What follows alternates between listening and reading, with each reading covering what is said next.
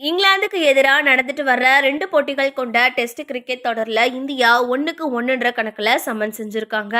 ஹைதராபாத் நகர்ல நடந்த முதல் போட்டியில வின் பண்ணின இங்கிலாந்த விசாகப்பட்டினத்துல நடந்த 2வது போட்டியில தோற்கடிச்ச இந்தியாவோட வெற்றிக்கு மொத்தம் 9 விக்கெட்ஸ் எடுத்து முக்கிய பங்காற்றின ஜஸ்பிரித் பும்ரா ஆட்டநாயகன் விருதை வின் பண்ணாரு.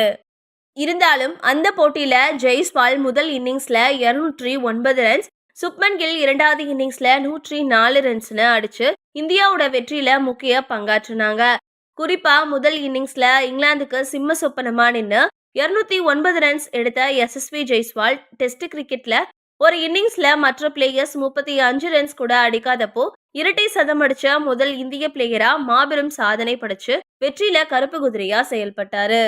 2020 அண்டர் 19 உலக கோப்பையில அதிக ரன்ஸ் அடிச்ச பிளேயரா சாதனை படைச்சு இந்தியாவை ஃபைனல்ஸ் வரைக்கும் கூட்டிட்டு போன அவரு ஐபிஎல் மற்றும் உள்ளூர் தொடர்கள்ல சிறப்பா செயல்பட்டு சர்வதேச கிரிக்கெட்ல அறிமுகமானாரு.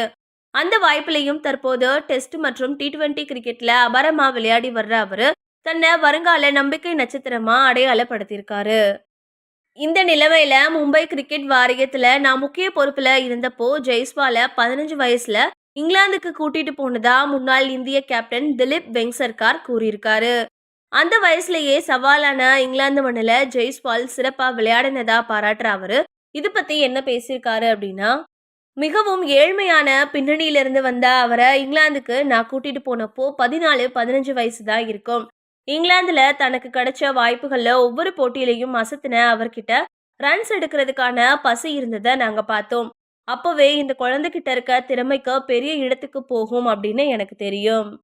அதுக்கப்புறம் அண்டர் 19 அணிக்கு சென்ற அவரு இந்தியாவுக்காக உலகக்கோப்பையில நிறைய ரன்ஸ் அடிச்சாரு.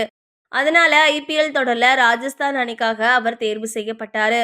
அந்த வகையில படிப்படியா வளர்ந்த தற்போது அவர் இருக்க இடத்த பார்த்து நான் ரொம்பவும் மகிழ்ச்சி அடைகிறேன்.